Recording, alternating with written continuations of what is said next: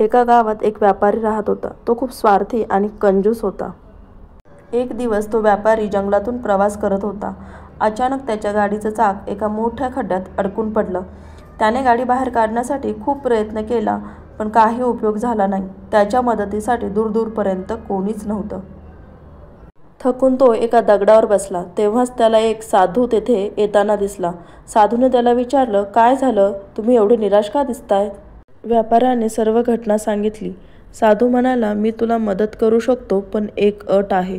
तुझा पुढचा प्रवास सुखकर व्हावा यासाठी तू त्या खड्ड्यातून एक दगड उचलून तुझ्यासोबत घेऊन जा."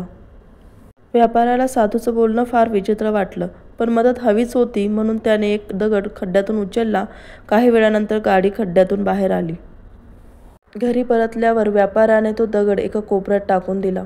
काही दिवसांनी अचानक त्या दगडावर सोनेरी चमक दिसू लागली. कुतूहलाने त्याने तो दगड पाहिला आणि त्याचा चेहरा आनंदाने उजळला. तो साधा दगड नव्हता, तो एका अमूल्य रत्नाचा तुकडा होता. व्यापाऱ्याला साधूंच्या शब्दांचा अर्थ समजला. तो विचार करू लागला, "मी जेव्हा साधूच्या अटीवर विश्वास ठेवला तेव्हा मला ही अमूल्य भेट मिळाली." आयुष्यात प्रत्येक अनुभव काही शिकवतो, पण त्यावर श्रद्धा ठेवणं महत्त्वाचं आहे. त्या दिवसानंतर व्यापाऱ्याने कंजूस वृत्ती सोडून दिली आणि तो गरजूंना मदत करू लागला.